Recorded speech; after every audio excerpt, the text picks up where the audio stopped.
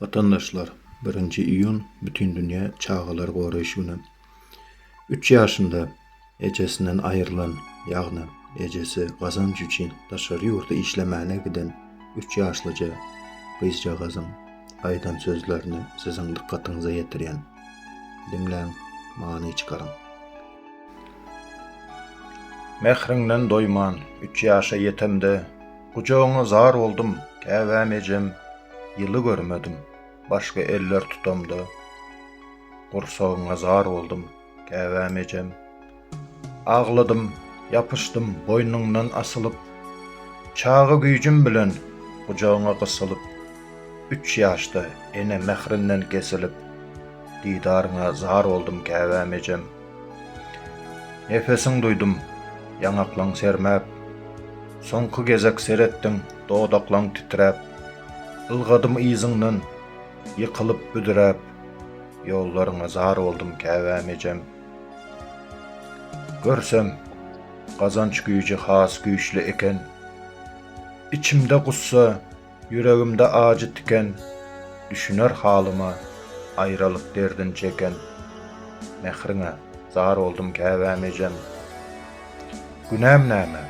Ýanynda başgalyň ejesi, gündiz rahat, gaýgysyz her gijesi, ýazgytmy maňa, ýa-da aqwal wiýjesi, didaryňa zar boldum, käbäm ejem. Ganatym bolsa, uçup barardym ýanyňa, ýa-da o wagtyňda şifa bolsam janyňa. Arman, goşuldum ýetimden sanyna, bakyşyňa zar boldum, käbäm ejem. Aýralykdan beter, uzak hem ýollar, nirede indi meni hüwdülän gollar, aýlar günler geçdi, dolandy ýyllar, didaryňa zar boldum, käbäm ejem. Türkde ölenler bar diýip aram aram, eşidip ganardy yürekde yaram. Bildim, ejemsiz, nygmatlar haram, mehriňe zar boldum, käbäm ejem. Ejemiň elinde bolsady öz erki, pul gazanç diýip saýlardymy türki. Perzentden aýrylmakmy ýaşaýyşyň görki, keşfime zar boldum, käbäm ejem. Dünyada diýer çağalaň derdini, tapsaň da mertleň içinde merdini, bildim, güýçli eken çaga gerdeni, didaryňa zar boldum, käbäm ejem. Salam aleykum hemmäňize. Bilşiňiz ýaly şu gün biz 1 iyun halkara çağlary bagyşlanan güni diýip hasaplanýar. Şoň üçin biz şu ýere üýtdük. Bu arada guruna beldiýip Türkmenistan 94-nji ýylda BMG-nyň çağlaryň hukuklary boýunça konwensiýasyny makullady. Soň 2005-nji ýylda çagy zähmetini gadagan edýän ýaşlaryň zähmet kepilligi hakynda kanuny kabul etdi. 2008-nji ýylda çagy zähmetiň oba hojalygyna ulanmagyny gadagan edýän prezidentiň ýörüýte karary çykaryldy. Soň bolsa UNICEF guramasynyň Türkmenistandaky edarasy 2016-njy ýylda maglumat çap etdi.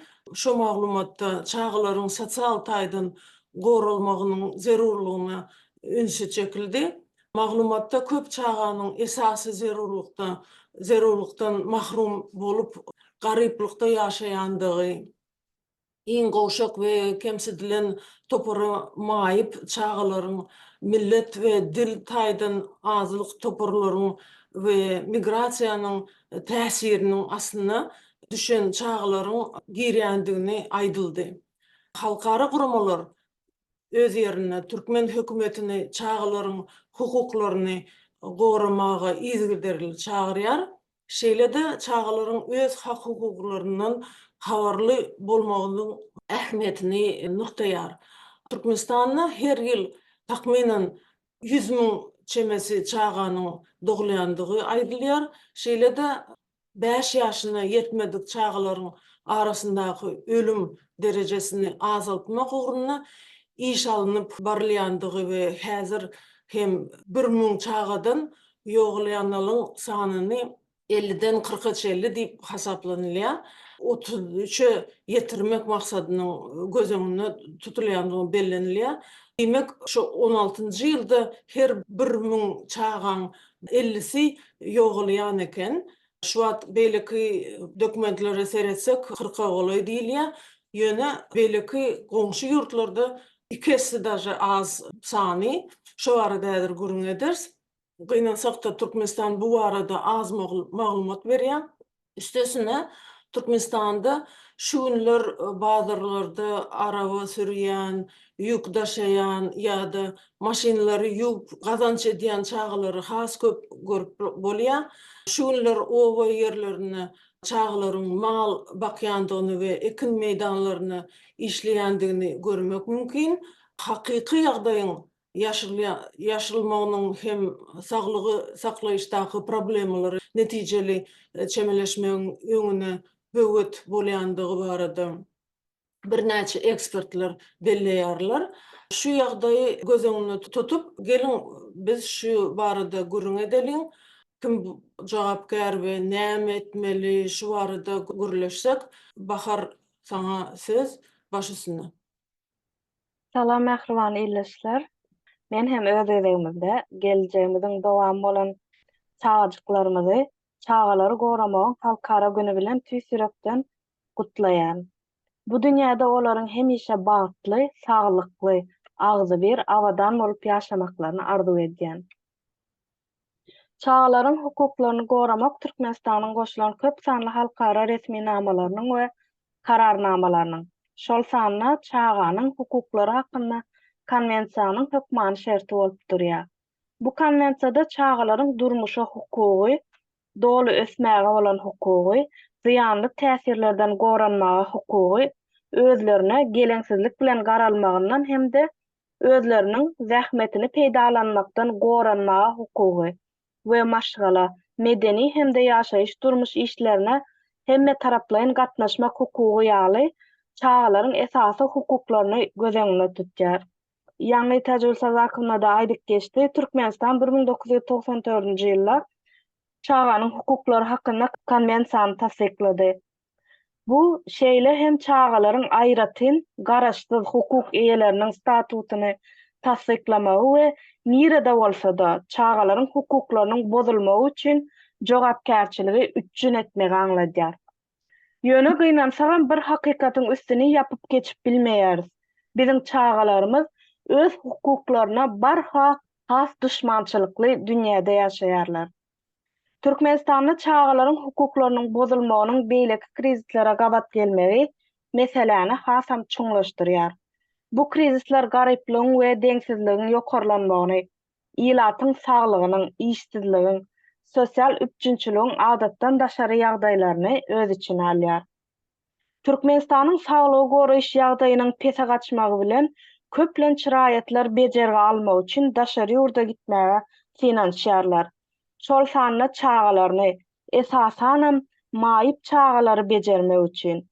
Emma türkmen häkimiýetleri daşary ýurda gitmek üçin viza bermekden boyun gaçyrýarlar we bu ýagdaýda hereket azatlygy gysytlanýar we çağalar saglyk bejerge almak hukugyndan mahrum bolýarlar. Munyň netijesinde çağalaryň derejeli bejerge alyp saglygyna gowuşup bilmezliginden çağa ölümleriniň seýrek bolmaýan wagty bolýar. Dol agzaly maşgalada ýaşamak we ulalmak, enatalar we beýleki garnaşlar bilen ara gatnaşyp gurmak hukugy. Bilşimiz ýaly Türkmenistanda işsizligiň ýokary derejeye ýetmegi türkmen maşgalalaryny, çağalaryny taşlap daşary ýurtlara eklenç etmek üçin gitmäge mejbur bolýarlar. Şeýlelik bilen maşgalada ýaşamak we ulalmak hukugy bozulýar. Köp ýyllap çağalaryny görmeýän enatalaryň, garnaşlarynyň çağalary bilen ýeketek ara gatnaşyk serişdesi internet bolup durýar. Emma türkmen häkimiýetleri interneti ulanmagy çäklendirmek bilen çağalary ara gatnaşyk hukugyndan mahrum edýärler. Esasan hem türkmen aktivistleriniň çağalaryny enatalary bilen ara gatnaşyk saklamamaklarını talap edýärler. Ýa-da aktivistleriň çağalaryny okaýan mekteplerine baryp özlerine tabyn bolmagy, enatalary hakynda maglumat bermegi talap edýärler we özlerine boyun bolmasaň mektepden uzaklaşdyrmak ýa-da sapaklaryndan derece allyrmazlyk bilen gorkudýarlar, haýbat atýarlar. Şeýle mysallaryň bir näçesi geçen zamanlarda bolup geçdi. Şeýlelik bilen türkmen häkimetleri çağalaryň pikir azatlygy hukugyny düýpli podýarlar. Bilşimiz ýaly mekteplerde de çağalara öz pikirlerini aýtmaga ruhsat berilmeýär. Ýöne ýöritler, reýtler we hukuk goraýjy edaralaryň wekilleri bilen gepleşikler goşmak bilen häkimetleriň pikiri öňe sürilýär. Bilim almak iň möhüm hukuk we Türkmenistanda çağalaryň bilim almak üçin ähli-umumy gurşagy bar. Emma muňa garamazdan mektep okuwçylaryny köpçülikleýin çärelere gatnaşdyrmak bilen olary dolu bilim almak hukugundan mahrum edýärler. Ondan daşary oba ýerlerine sentýabr aýyndan başlap noýabr aýynyň ahyryna çenli mektep okuwçylaryny meýdanlara paýta ýygymna edýärler. Bu hem dolu bilim almak hukugynyň bozulmagy we çağa zähmetiniň ulanylmagydyr. Çağa zähmetiniň ulanylmagy bütün dünýäde giňden ýaýranlyk we Türkmenistan çağa zähmetiniň ýatyrylmagy baradaky halkara hukugyna gol çekdi. Ýöne şol bir wagtyň özünde çağalar zähmeti oba hojalygyna da şäher şertlerine de giňden ulanylýar. Şäher bazarlaryna ýeter ýetmeçilik berarly çağalar goşmaça gazat edilmek üçin derwedeban ýa-da agyr ýükleri daşamak ýaly işleri ýerine ýetirýärler. Oba ýerlerine otlynyň geçen zamanlaryna otly ara kesmek üçin her şäherde, her obada, her sewitde 10 minut ýa-da 15 minut ara kesmekde duran wagtyna çağalar öz janlaryna howp salyp otlynyň içinde sowuk suw satan mahallaram boldular. Muňa özümiz şaýat, özümiziň başymyzdan geçdi bu zatlar. Şeýle hem başgalaryň sosial ykdysady ýagdaýynyň pes bolmagy çağalaryň mektebe gidip bilmeýänliklerine, egin eşikleriniň ýokdugyna ýa-da enatalaryna kömek etmek üçin ýarym gün işlemäge mejbur bolýandyklaryna sebäp bolýar. Bu sebäpli mektebe gitmeýärler. Sosial ykdysady ýagdaý käbir çağalaryň bilim almak hukugynyň bozulmagyna getirýär. Ýagny Türkmenistanda kanunlar ýerine ýetirilmän soň çağalary belli bir hüjümlerden goramak hukugy gaýywana usulla görünmeýär. Sağ olun söz berdiňiz üçin. Sağ ol Bahar. Здравствуйте. Поздравляю с Днем защиты детей. Я тоже, вот как Бахаргюль сказала, хотела бы добавить для тех, которые дети остались в Туркменистане, а родителям пришлось уехать из Туркменистана, чтобы содержать свою семью, содержать своих детей. Я знаю множество семей, но хочу про них знакомых рассказать. Муж уехал, чтобы содержать семью в Турцию, и получилось так, что он достаточно отправлял, но все-таки не хватало, но жена была беременная. Когда он приехал в Турцию, жена была беременная. После рождения ребенка жена тоже захотела уехать, потому что им надо было собрать деньги, хотели выехать в отдельную квартиру, купить себе квартиру и выехать. Пришлось им оставить своего ребенка 7-месячным бабушке. От того, что денег там не хватало, и надо было им содержать семью, ребенка, и чтобы накопить на то, чтобы отдельно выехать. И получилось так, что мама и папа этого 7-месячного ребенка уехали из Турции. Сначала уехал папа, потом мама уехала за папой. И родители здесь работали, в Турции. Ребенок вырос. Когда мама приехала, уже ребенок вырос, взрослый ребенок. Мама не понимала, что и как делать, потому что ребенок вырос, у этого ребенка свой характер, свои желания, и она никак не могла понять, как что делать, потому что этого ребенка вырастили бабушка и дедушка, и она все время называла бабушкой и дедушкой и мамой, и папой, потому что рядом с ней были бабушка и дедушка. В общем, я хочу сказать, что вот это вот то, что нет работы в Туркменистане, нету возможности работать и зарабатывать, поднять семью на ноги и выехать отдельно, чтобы отдельно жить от родственников мужа, да. Поэтому приходится нашим соотечественникам, нашим туркменистанцам уезжать из Туркмении, оставлять своих детей бабушкам, дедушкам, родственникам. И получается так, что дети растут, но мамы с папами не знают их характера, потому что ребенок там у бабушки с дедушкой растут. Они его вырастили, этого ребенка, и они не знают характера, не знают желания своего ребенка. Когда мама приехала, маме было очень сложно со своим ребенком, потому что этот ребенок просто-напросто не слушался, не мог понять. Ребенок, у мамы другой характер, у ребенка другой характер. Очень большие сложности они пережили, пока они друг друга поняли. Бабушка отдала ребенка маме, потому что мама уже приехала, вернула ребенка маме, потому что вырастила бабушка, воспитала бабушка, с дедушкой бабушка воспитали и вернули ребенка. И вот как Бахаргюль говорила, я хочу просто добавить то, что вот приходится нашим туркменистанцам уезжать ради заработка, ради денег, чтобы содержать свою семью.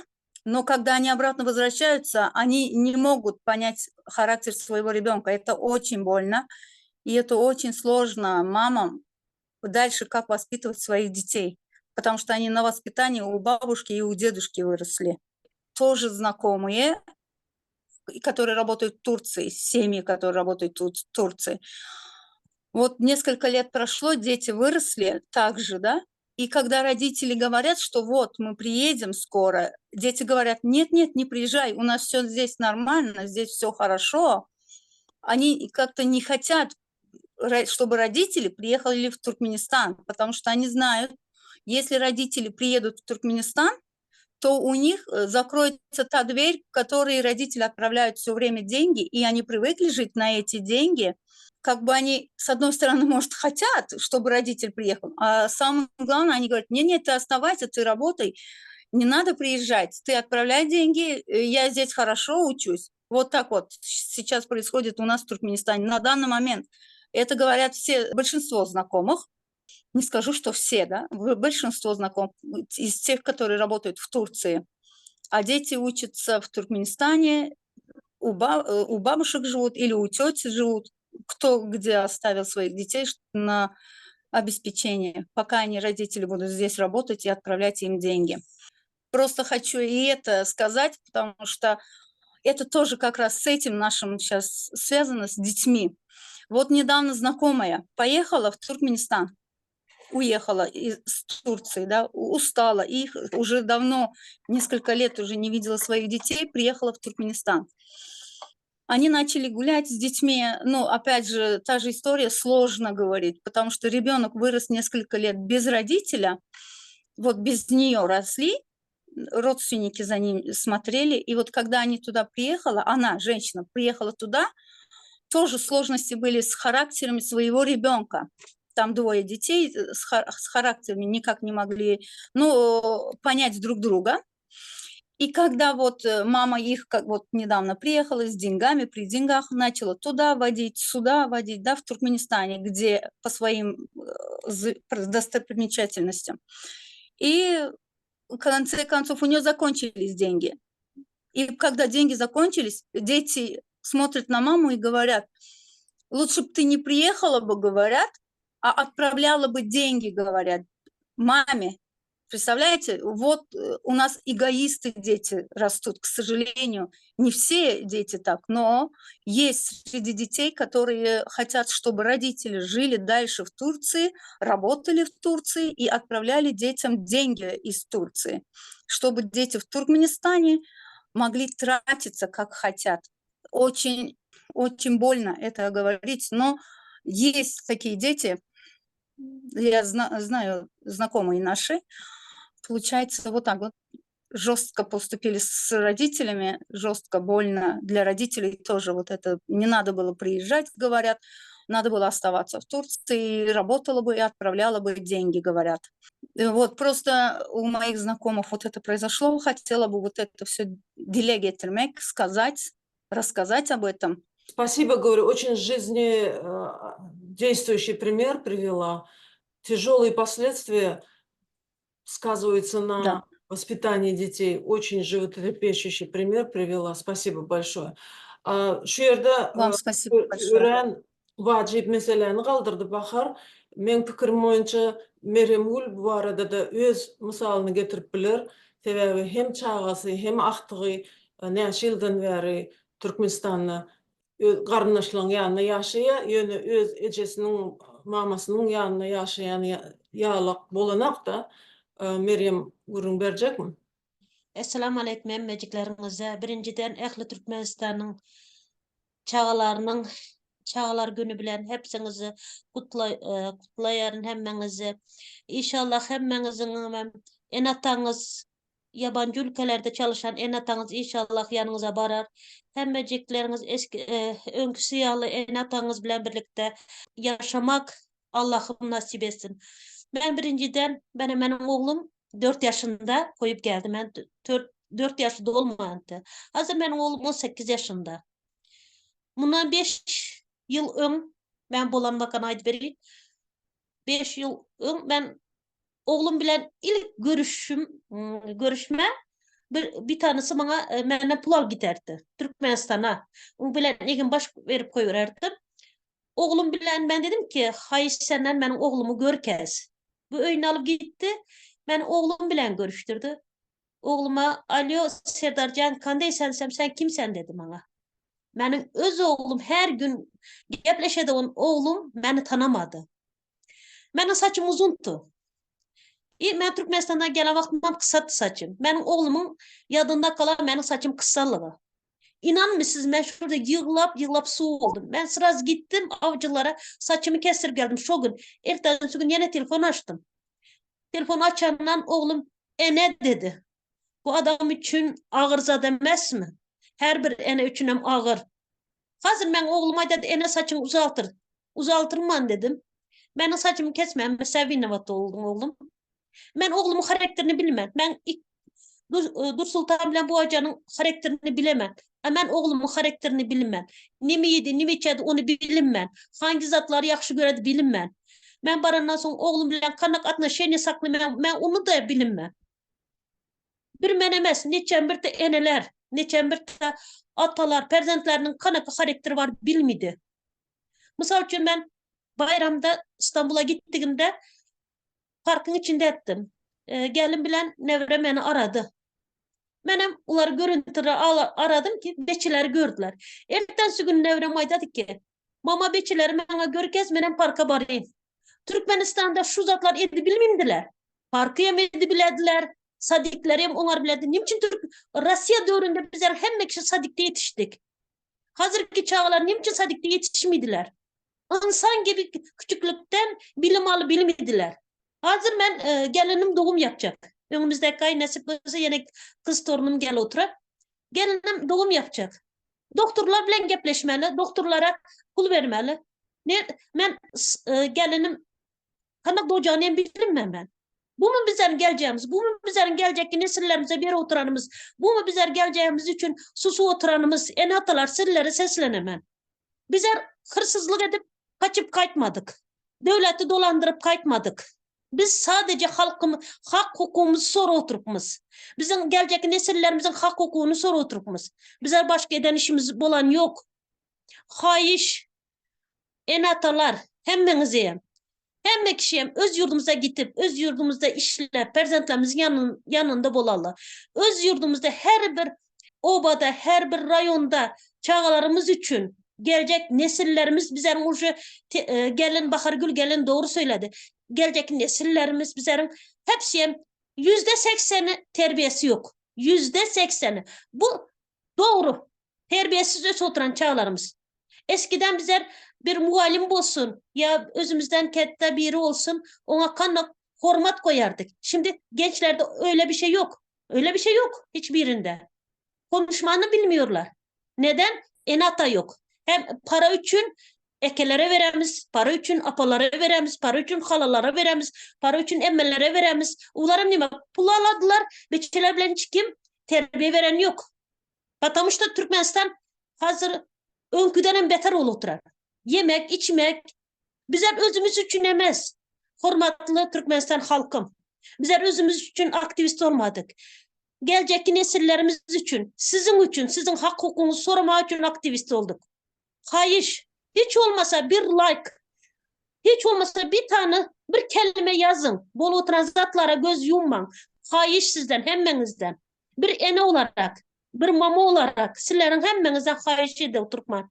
Benim nevrem bol oturan, ben nevrelerimin suratını göremem, videosunu göremem. İsillerim takıcıronlak, sillerim kucaklarınızı alıp nevrelerinizi sevesiniz geledi. Hayır sillerdir, hem beciklerimizden hayır. Sağ ol Meryem, sağ ol. Tanrı kılsın. Şu yerde bir bellemeli zat, kanunu boyunca her bir çağı öz ecesi, kakası bilen, öz garnaşları bilen yaşamağa hakkı var ve ösmeğe. Kıynansak da münglerçe maşgala daşarı yurtta gidip iqtisadi meselesi boyunca ağır bolan soň şu ýere gidip ýaşamaly bolýarlar, işlemeli bolýarlar ve ýa-da ejesi gide, ýa-da kakasy, ýa-da ikisi bile şey diýem çağlary ýeközi ýaşap ber. Howa garnaşlaryň ýaryna. Ýöne enen mehrisi, kakasynyň mehrisi bu gymmat zat hiç kim ony enatasynyň ýerine berip bilenok. Birinciden, ikinciden gynansak da iqtisadi ýagdaý agyrlaşan soň bu çağalar özleri bazarlarda, beýleki ýerlerde işlemeli bolýarlar. Şeýdip kömek etjek bolup çalışýarlar. Şeýdibem olar oku wagtyndan mahrum bolýarlar. O bilim almak hakyndan mahrum bolýarlar. Şu arada beýleki meseleleri Atamurat gurrun berse başysyna. Assalamu alaikum hormatly vatandaşlar, hormatly Türkmenistanlılar. Yaz faslı tamam bolup, o Tomus faslına qadam bastık. Tomus faslının ilkinci günü elbette bütün dünya çağaları goraýyş günü. Bütün dünya bayramçılık. Bütün dünya boyunca bayramçılık. Emma Türkmenistan'a gezek gelende şeyle sorak yüze çıkıyor. Türkmenistan'daki çağalar için bayramçılık mı ya da ayraçılık? Şunun üstünde durup geçelim. O menden gürlenlerin bellep geçiş ýaly Türkmenistan'da ykdysady krizisin güýjemeği netijesinde esle adamlar, o milyonlarca adamlar Türkmenistan'dan mecburi ýagdaýda alaşsızlıktan kazanç üçin daşary ýurtlara çıkmalı oldular. Bu gizliň zat däl. O netijede köplenç maşgala bozulýar. O inanmasçılık yüze çıkıyor, ya ayalı adamsına inanmaya ya adamsı ayalına inanmaya, maşgalalar dargada iki ortada o çağalarım mehirden kesilýär. O şeýle ýagdaýlar bolupdur. Bir näçe misallar getirildi. Menden özal men goşulýan dolu. O özümem gawat geldim şoň ýaly ýagdaýlara. Hatda arada bir tanışym bilen gürleşemde her kim öz nemesini aýdyp berdi. Menem bolup geçen wakany aýdyp bereň. Öz tanışym bilen gürleşenimde Baydanımda diye, gyzym diye 4 ýaşyndadyr diye, häzir 5 ýaşynda. Diýmek, bir ýyldan bäri Türkiýede işläpýär. Telefonda gürleşdim diye, ýa-ni çağanyň öz ýaşyna göre psihologiýasy, ýa-ni felsepesi bolýar. Gyzym menden soraýdy, eje çağalaryň dilegi Allah Taala kabul bolmaýarmy? Diňe uly adamlar ýüzlense, şolaryň dilegi kabul bolýarmy diýip sorak berdi diýem. Menem örgökden geldim, hayran kaldım. Ama ne için sonra otursun diysem, çağılar wagynda diye gurrun etdik de çağılar diye şu birden eşiden olmalı. Garankı düşüp yatıp, yani daňat ýança, ýakty düşýänçe uhlaman, dilege de otursan gaýtalap, dilegin gaýtalap otursan, hökmanyň suratda şol dilegin bolýar diýip çağılaryň arasynda gurrun bolan, bulam eşiden. Owa, 5 ýaşly çağa gözüňize getirin. Ene mehrini küýsep, daňat ýança Ecem gelsin Allahcan, ecem gelsin Allahcan, ecem gelsin, ecem gelsin, ecem gelsin deyip daňat diye ecesi yok. Şonu soraýarmyş. Diňe ulu adamlar Allah Taala ýüzlenende dilegi kabul bolýarmy? Ýaş çağalaryň dilegi kabul bolan ýokmy dip. Näme üçin soraňsa, onda sen gelmedin, men Allahdan soradym, ýene sen gelmedin diýmek kabul bolmaýar eken çağanyň aýdan deyip, eýem çağanyň kalby lapyp geçýärdi. Yani eýem bir psihikiski travma rus dilinde aýdanda. Ondan başka yine aýtjak zatlarım vatandaşlar. Täjgül saz hakkında gurundaşlığımızın başında çağı ölümü barada statistikanyň üstünde durup geçti. 246 döwletin içinde 2022 ýylyň statistikasy 2023 ýyl çykanak. Men kommentariýa bölümünde hökman suratda şo sylkasyny paýlaşarym, girip özüňiz hem seredip bilersiňiz. 2022 ýylyň statistikasynda 246 döwletin içinde 201-nji orna eýleýär Türkmenistan. Ýagny müň sany doğulan çağadan 1 ýaşa ýetmän ölýän çağanyň sany 35 sany müň çağadan. Gelip misal üçün komşu döwletimiz Postsovet Respublikasy Özbekistanda 19 çağı. Misal üçün Azerbaycanda 17 çağı. Emma gelip bizde aly böyle müň çağadan 35 çağı ýok. Munyň eýsem sebäbi näme?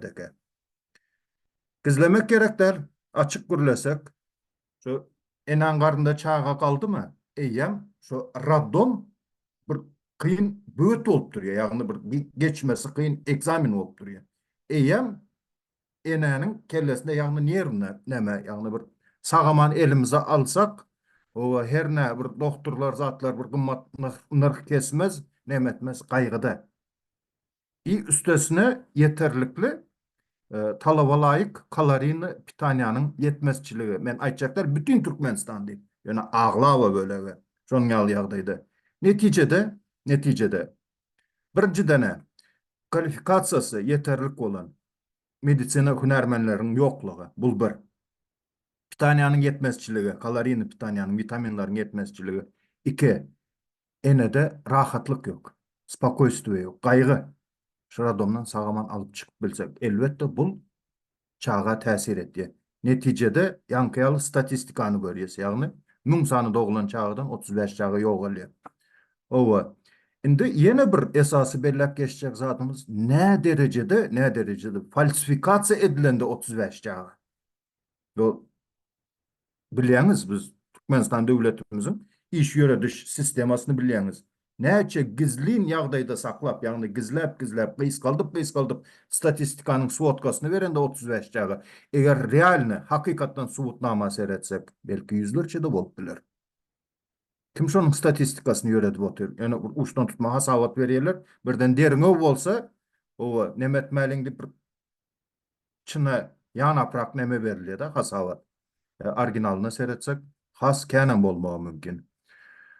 Ondan başka takminan 3 ýyl öňrek TikTok efirde şuňal bir gürüňdeşlik boldy. Bir adam girip efirde şuňal nalyny meniň de goňşym diýe, ýagny goňşymyň gyzy diýe, bir goňşy bolan soň elimizde ulaltdyk şonu diýe de göterip zady goňşyçylyk nämede.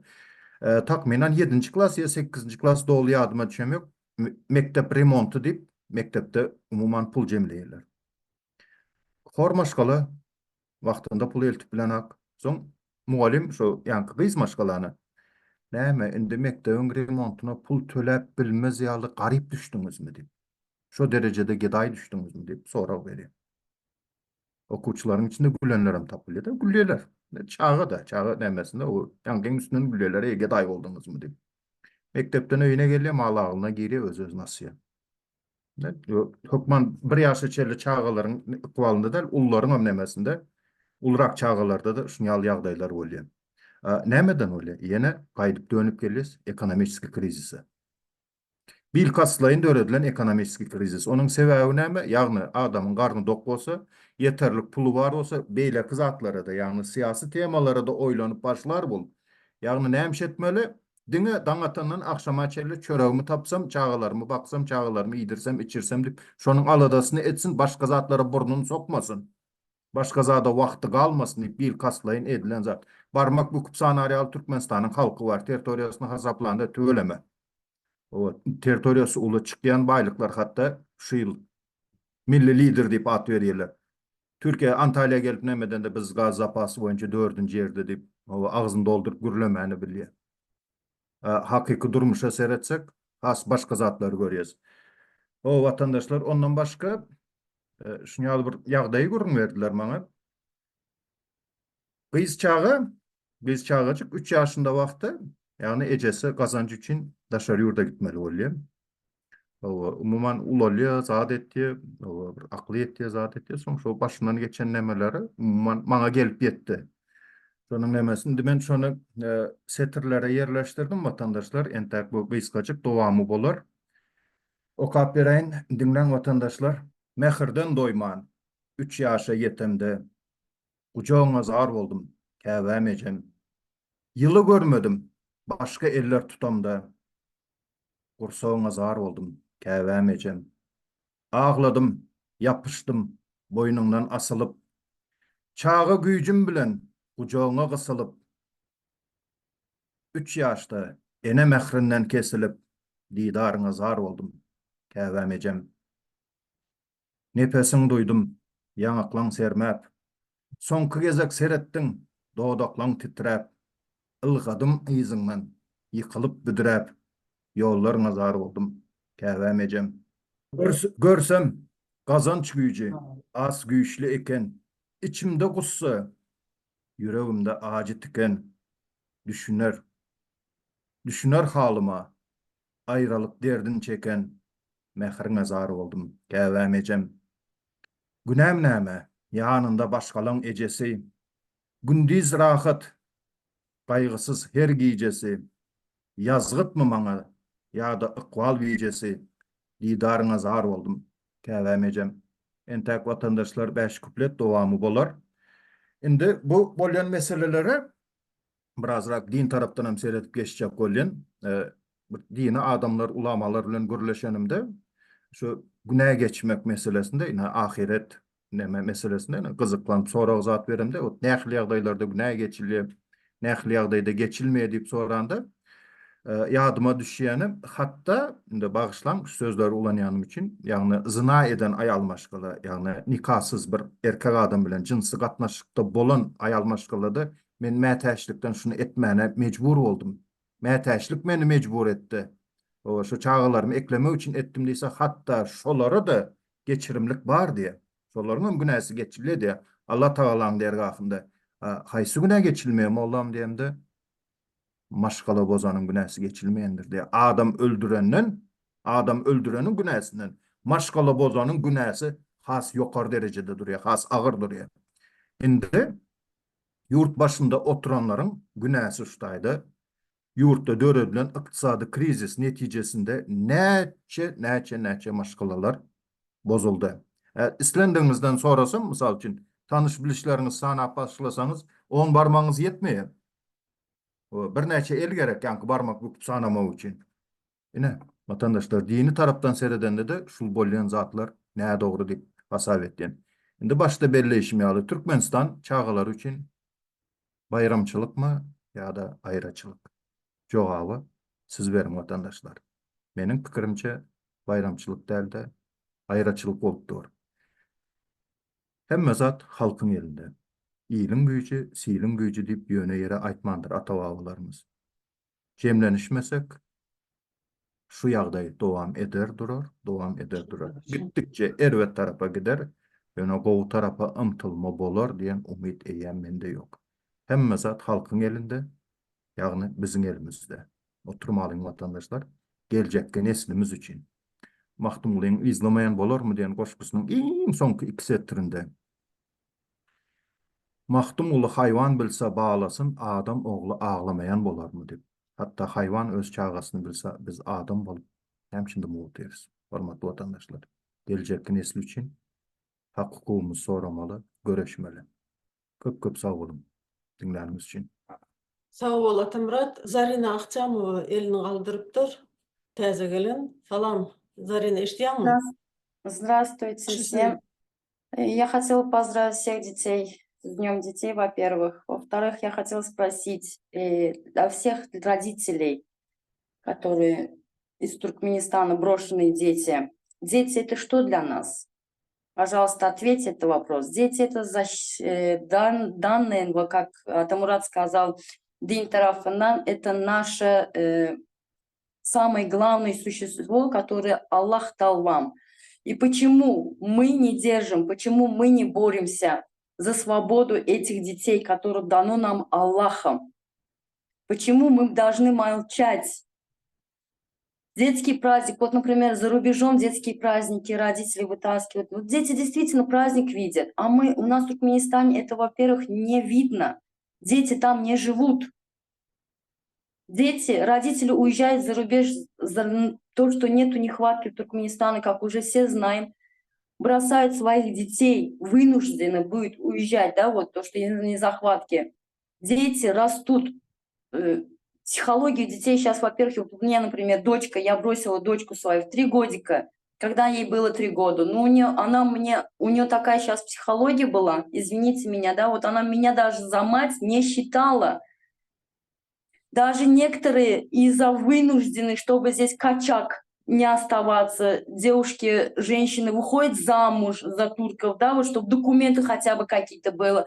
Это из-за накладных отношений в наших консульствах, я тоже еще подчеркиваю, что у многих документов нету. Женщины вынуждены здесь выходить замуж за турков, да, вот за иностранцев, чтобы какой-то хотя бы документ был бы у ребенка. Не за себя, у ребенка.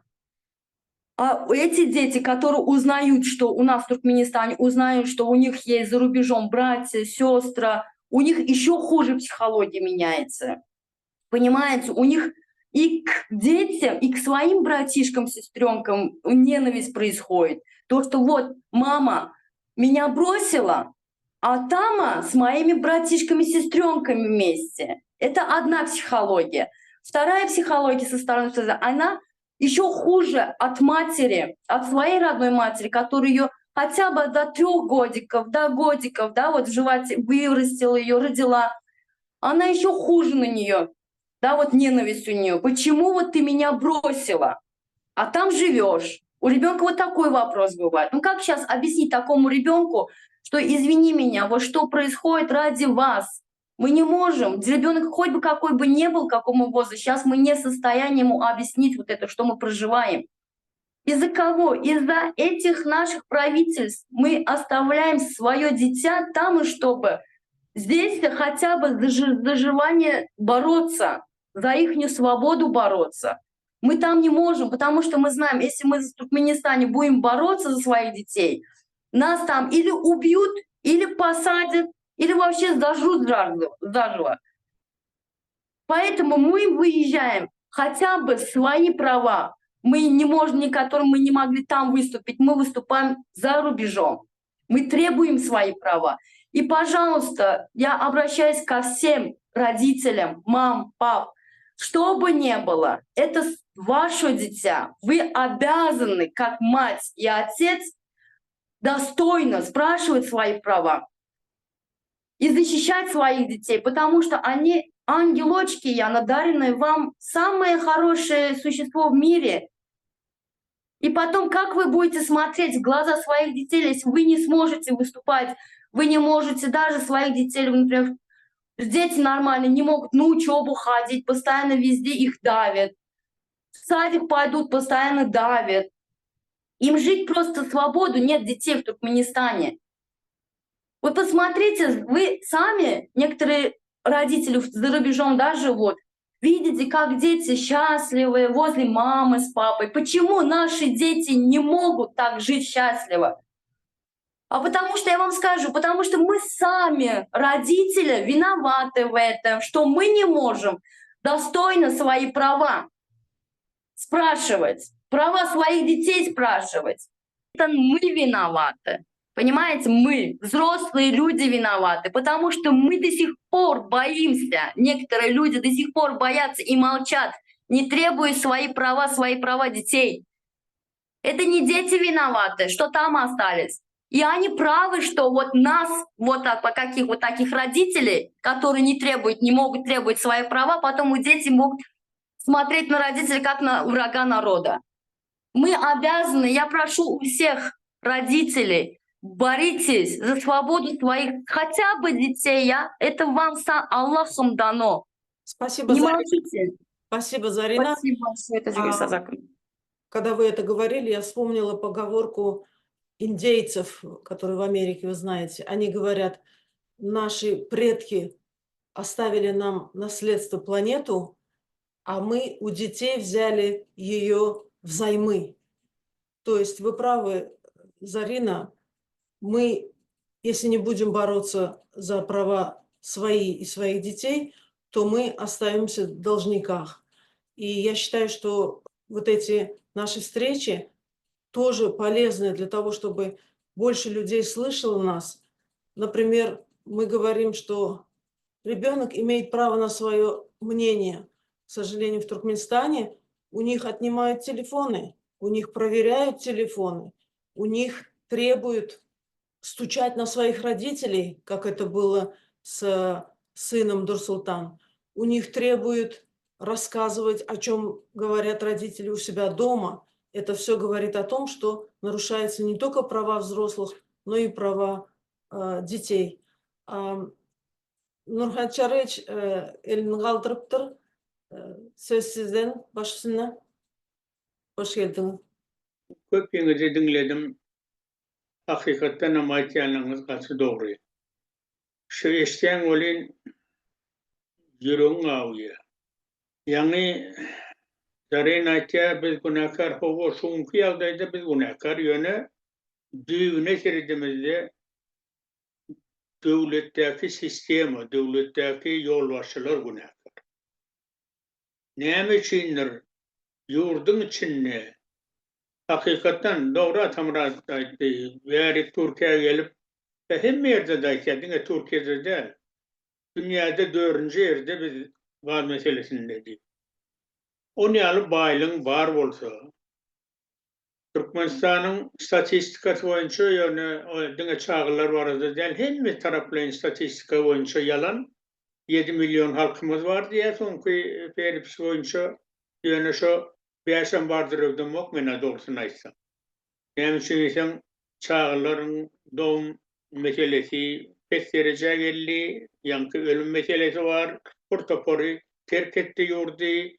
Hakikaten hem ağır ýagdaýda bolansaň ýer ýok bolýar adamlar şumuň hemmesini jemläňde Türkmenistanyna halk köpelmeliler. Şoň üçin bolýar ol statistika. Ýöne näme üçindir men diýjek bolýanym ýurtdaky sistema, ýurduň ýolbaşçylarynyň günäkärligini. Şo baýlygyň bilen sen şu halkyny edilýöne elin aýasyny ýaly saklamaly. Hiç bir problemasyz bolmaly. Ýene de şu Atamrazyň aýdyşy bir meselede dogry. Şu eli diňe işläp, iýje işlegine yeter ýaly edip, şol ýaly ýagdaýda saklasak başga zada olaň kuýy pikiri bolmaz. Kellesinde de başga erbet zatlar gelmez. Halk ýanky özüni goramak kellesinden çykarýarlar. Diňe şo bar aladasy nädip çağılym eklerini. O çağılym güni olu bagtly gün bolmaly. Hakikaten hem bizim çağılymyzy diňe gelejegem bizim çağılymyzda däl, ol hakikat ýöne bizim baýlygymyz bizim çağılym. Biz bir infeksi ýaşamyzdan soň çağlarym köpelýe bar aladamyz, pikirimiz, kuýumyz şo çağlar bolýar. Özümizde de kendimiz süremiz yok, esas çağları ülke. Ýöne gynansaňam, ýani menem ulaytdy çağlym tananok. Çağlar 5 ýylla gaty ütüýär. 5 ýylyň içinde çağan görmeseň, diňe işleýän bolsaň, o sesinden tanamagy mümkin ýöne seni görse bu kim diýmeni ol hakykatdan hem şeýle bolubiler. Onuň sebebi ýene de şu ýurduny terk edip maşgalaryny eklejek bolup mejbur borup enatasy çağlaryny taşlap ýurtdaşyna gidip bir gazanjak bolup eklejek bolup etýän bar aladalary. Çağan terbiyesi enatasy bolmasa terbiýe bolmaýar. Enatasynyň mehrini görmese çağlar enatasyny heýlarmy? Näme üçin diýsem, enatasy ýat bolup galýar çağlar üçin. Başka o birine sen töläp çağlama seretdat diýsen, ol öz çağasyny ýaly seretmez hiç wagtda. Şoň üçin o çağa terbiýe almaz. Şoň hakykatdan hem öň ýaşullar sylanardy, mollumlar sylanardy. Tanasaň tanamasaň bir ýaşul adam öňünden gelýän bolsa salam aleykum diýersiň. Mahal o zatlar ýok. yoğunun sebebi yine de sisteme günahkar. Çağları en atasından ayrıya onun o çağı da terbiye olmuyor. Yine gaytılıyor.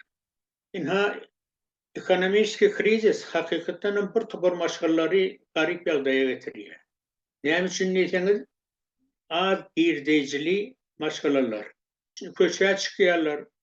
Onun gedaçılık ediyorlar. Onun bir topar kâvr şolar yali az girdicili maşgala öz çağlarını ekleyemeyen son çağlar önüne veriyor. Yani o çağlar o yerde de rahat ya bir karnı tok dedi bilen oklar ne için deseniz onları berilen nahar na aytiyalar çorba diye tuğyalı. Bir tapavda mümkün yok diye tuğdan. Bir kaynan tuğyalı. Ol berilen gövenimler kertişe dedi, kelem dedi, toğun dedi. Onların yaman ervet killi.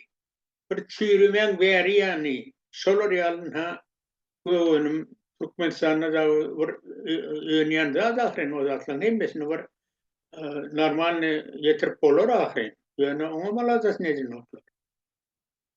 Bunun üstesine de korrupsiya. Şu çağlara seyrettiyen işgärler yankı muallim olsun ya başka hizmetkar etyenler olsun şimdi şoların şu çağların ağzından kesip oğurlayacak, alacak, yiyecek. Korrupsiya deyilen Türkmenistan'da olur normal yağda yaşamak için onu gene mormeller ol hem yerde var. O çağların önünde de olur, başka yerde de var. Ne için diyeyim onu bir edeyim ya Türkmenistan'da hiç kimi. Yani bu meseleyle çözüp bordular. Türkmenistan bu bağlığını ulanmayacak bordular. Hakikaten bazı ihtiyacına geçse rahat konvertasiya açık bolsa şonda bir topar adamlar, biznesmenler var, kiçik, orta derecede yurttaşından näme gerek bolsa getirirler. Näse kän gelse konkurensiya olur. Un bahası aşağı düşer. Yöne bir yerde de iki tane resmi kurs var hem bazar kursu var. Devlet yolbaşçılarının peydasına. Näme için deseniz aylık tölenenini az girdicili maşgaladan. Onu devlet kursundan veriyor. Satın alacak bolsan bazar kursu.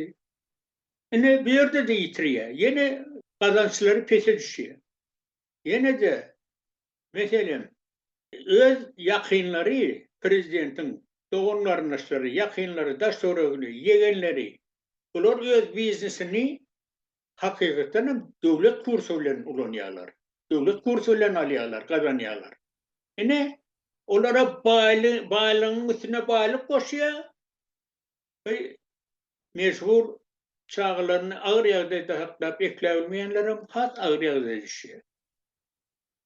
Şoň üçin men aýtjak bolýanym, bu ýagdaýyň büýüğünü diňe ýurdun içindäki sistema, o sistemanyň döreden hem alyp barýan döwlet ýolbaşçylary günäkär. Ine aýtsa men aýtjak bolýanym, sag bolun, diňläniňiz üçin. Taňry ýalkasyny sag bolun. Ahmet Rahmanов elini galdyrıpdyr başysyna. Добрый день.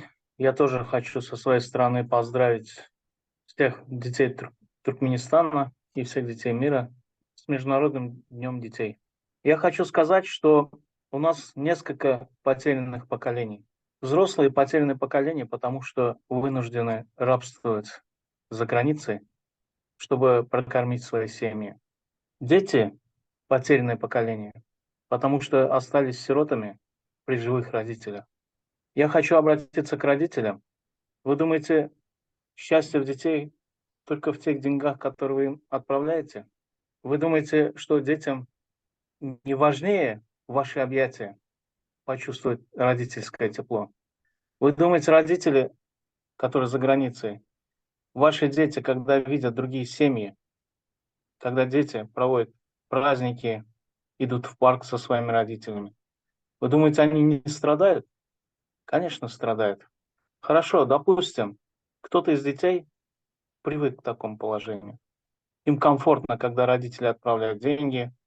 И даже когда родители говорят, что хотят приехать, для них это наказание, потому что будет контроль и не будет денег, которые им родители отправляют.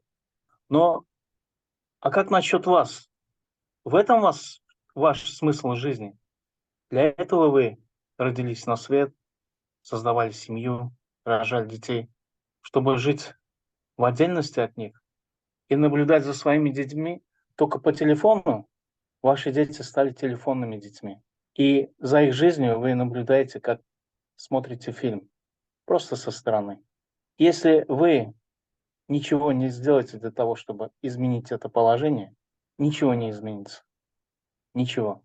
Потому что изменения не могут сделать маленькая группа людей. Для этого все должны приложить руку.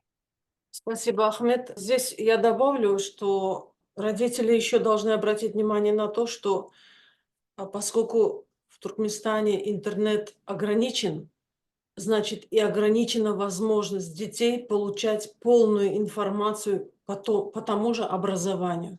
То есть, например, если они хотят писать реферат по физике, химии, математике, истории, та информация, которая есть в учебниках, она недостаточна, ее больше во всемирной паутине.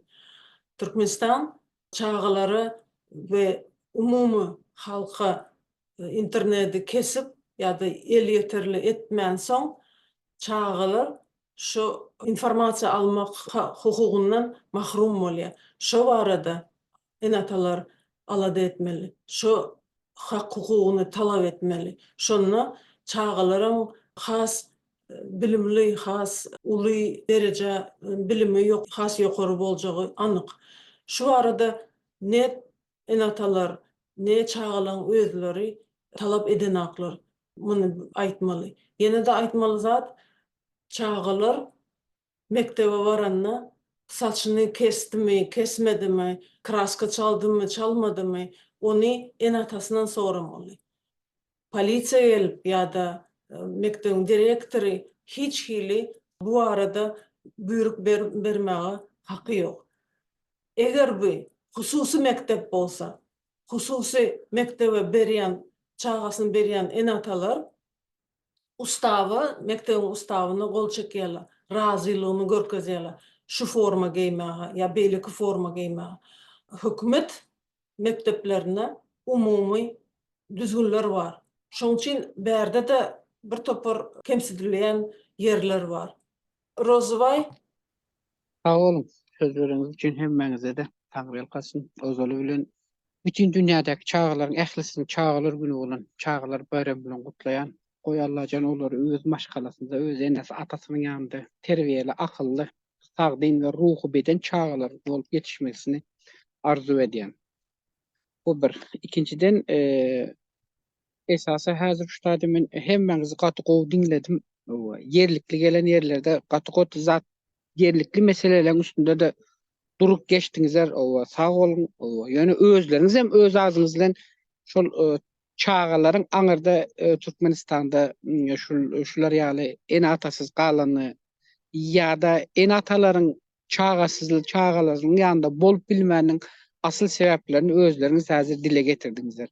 Eger ýadyňyza düşýän bolsa men mundan 2 gün soň bilim barada bir taýýarlan gepleşiňizde edil şu meseleniň bir gyrajygyndan sizlere bir misal berendim. Bu çağanyň bedelini kim ödeyecek? Bu çağa en atanyň ýanynda bolmasa ýa-da çağa en atanyň ýanynda bolmasa munyň bedelini kim ödeyecek diýip men şu mahal sizlere şu efirde aýdypdym. Ine bu hakykat üstüne geldiňiz.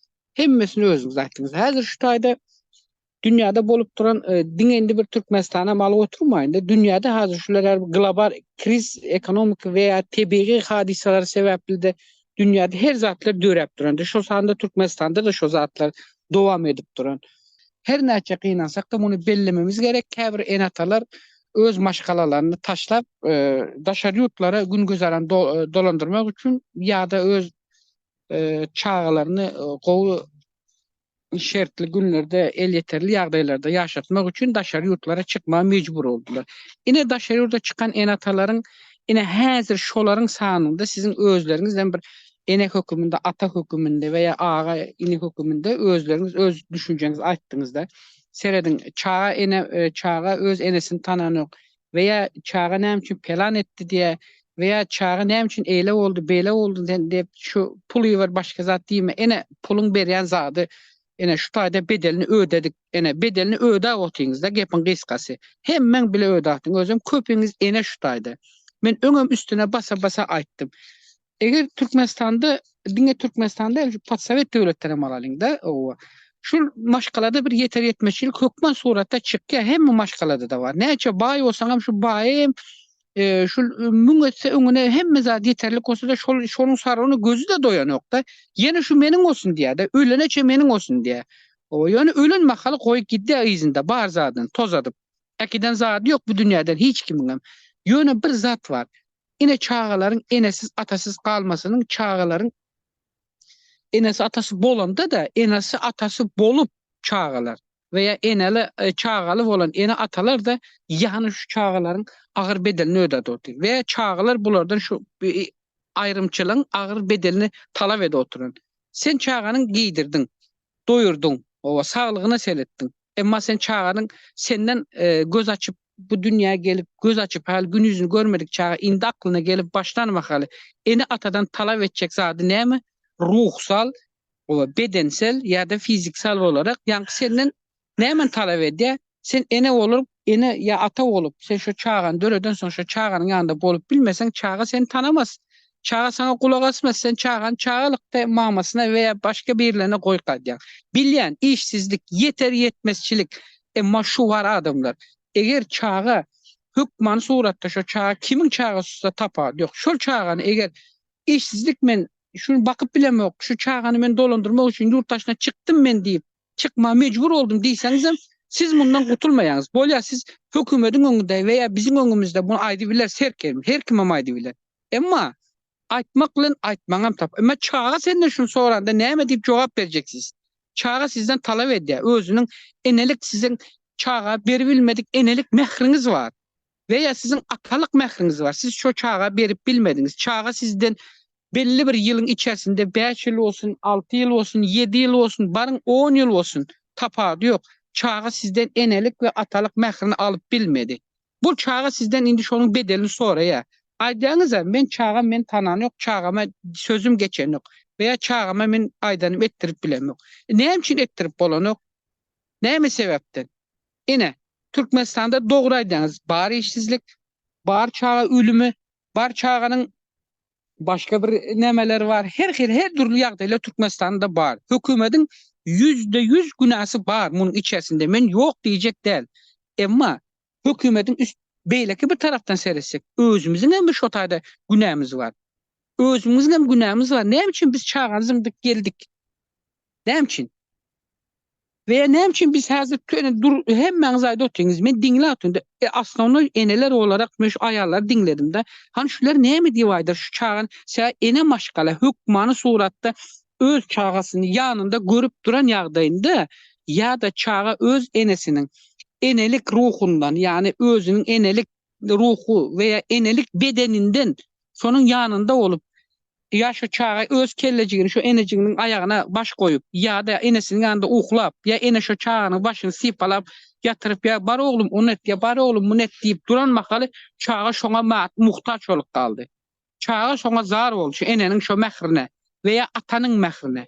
Emma kıynansak da bizim bir taraftan özümüzü göz önümüzde tutup maşgalanı o derecede el yeterli ýagdaýda ýaşadyň çağam aç koymayın deyip daşar yurtlara çıkıp daşar yurtlarda pul kazanıp çağa pul uzatıp ya maşgala uzatsak bile çağanın emma ruhsal bedeni olarak bedelini sizden talep eden bedelini siz ödep bildiniz mi ödep bilmediniz. Hiç kime mi ödep bilen yok. Ne siz ne biz ne başkası da. Indi bu taýda yine bir zat var. Yani zaryna gaty gowy belledi. Zarynyň özem hatda aýtdy şunu. Howa biz günahkar diýdim. Agzyna saglyk zaryna. Emma günahny bilmemiz gerek. Howa. Emma biz häzir yurt daşynda bolanymyz bilen biz näçe muny bagyryp duranymyz bilen şey dip dursak bile Türkmenistanda bu ýagdaý ütkemez. Türkmenistanda bu ýagdaý ütkemez. Gelin men size bir mysal aýdyp bereýin. Nur Muhammed ağa, siz has gowy bilmeniz gerek. Türkmenistan ozalky Patsovet döwlet dargandan soň 91-de yanlışmasam 91 olsa gerek, o 90-91'de gaty erwet, daşy 93'e çelnimi 94'de çelnim gaty erwet un kıtçılığı oldu Türkmenistan içerisinde. Siz bilýäňiz şonu. O siz şu döwürlerde döwlet yol başçysy edarasynda işläp beren döwürleriňizde o Türkmenistan şeýle bir kıtçılığa düştü, şeýle bir duçar bolaryn diýip pikir etmedi. Hökümet men şunu duçar bolaryn, şu güne düşer, başıma geler diýip hiç kim pikir etmedi. Hatta şoňa duýdansız yakalandy. Diňe Türkmenistan'da bütün beýlek döwletlerim duýdansız yakalandy. Duýdansız yakalandy. Şu Patsovet döwlet dargady, un kıtçılığı emele geldi, millet näme edip başladı? Mekkeyip başladı.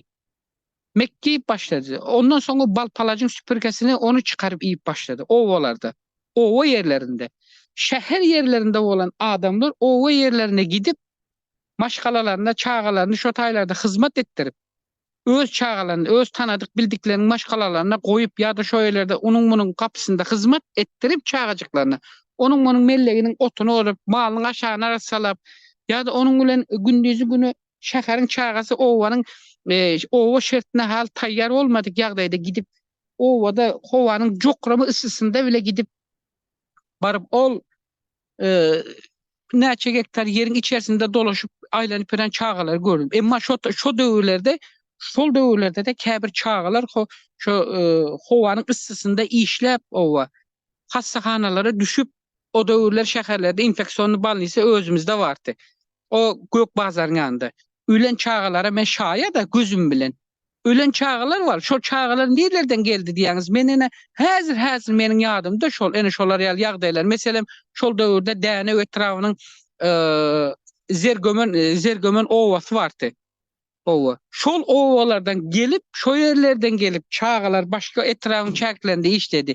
Veya garaşsyzlyk şäherçi häzirki garaşsyzlyk şäherçi däne etrawyna koşuldy. Öň aýrydy. Şol garaşsyzlyk şäherçesiniň Yeňiş köçesinden gelip maşgalalar men tanayan, meniň tanış bilişimler ýöne men tanayan, men görýän olar. Gördüm hatda gözüm bilen. Ova. Ya da şol döwürlerde çağalar Huda saklasın ýaňy Bahargül başlaýtdy. Su satyp eýdip wagonlar içinde aýlanyp ýördi. Ol döwürlerde ýadyňyza düşýän bolsa Türkmenistan şu täzelikde şu aýrylyp öz bir taraplygyny aýryp ýören döwürlerinde bile şol döwürde şäheriň içindäki çağalar näme iş etjäni bilmän o şol demir ýoluň gyralarynda veya beýleki nämelerde bilýän bolsaň şäherde ýaşaýarlar, o zaman demir ýollar tutugam däl, olar ýaly. Baklaşgalap akya satýaty pakirler. Wagon gidip duranda wagonlaryň arasyndan çykyp gidip aynadan ýa gidip duran hereket edip duran wagona baklaşgalap akya gatýarlardy. Ýa bir iki saňyz aýtdyňyz, siz oturup şu taýda pul uzada görün, uğradyň biz özümüz çağalar, özümüz näme siz gelip oturmaň diye. Seredin. Adam zady edýän işimizden gazanýan pulumyzyň getirýän netijesi nire getirdi bizi. Diňe bir çağımızdan däl, eýem biz şu pul gazanýas diýip yurtdaşyna gelip ni tolka çağımızdan, öz tohum tejimizden, öz maşgala agzamızdan bile näme bolduk mahrum bolup otyrys. Ene bize bedensel ve ruhsal talap edilmeli veya bizim çağalar göňünde jogap bermeli yerimiz ene şu taý. Ene şunga biz jogap tapmeli. Tap bilmeýäsmi? Hiç kimem jogap. Hiç kimem tap bilmeýär. Tapma üçin hiç hili bir berde nirinden aktarsanız aktarın, nirinden tutsanız tutun. Bu işin hükman suratı her bir zatın aşağında bir sorak yatır. Can doğrular sorak yatır. Bu soraka jogap berme kelle kaldırmalı biz. Ene ýaňy täjribe siz aýtdyňyz ya, çağalarda diýdiňiz internet çäklendirildi Türkmenistanda diýdiňiz da.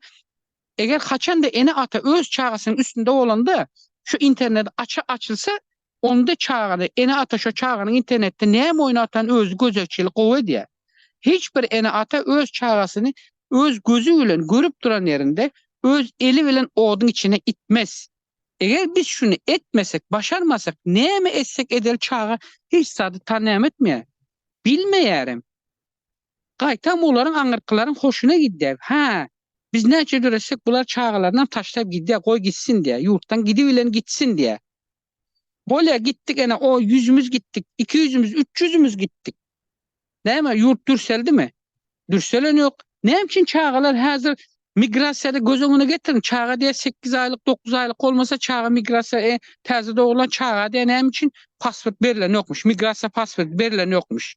Bolya verilmesin çağa. O näme için çağa doğurulanda çağa haysır adamda doğurulansa onun doğurluğun hakkında Türkmenistan'ın resmi devlet edarası tarafından ona resmi şahadatname berilýär. Bolya resmi şahadatname berilýär. Näme için ona Enes atası bilen çağa Enes atası bilen bir yere gezmene gitmeli olanda o çağanı koyup gitmeye en atanın muhtemesi yok, şansı yok. Gidecekler çağanı. O näme etmeli son şunda? Şu bu çağa en ata bilen gitmelidir, hükman kalmalı değildir, birinin elinde. Taňry ýatkasyn gatnaşan üçin sag bolun.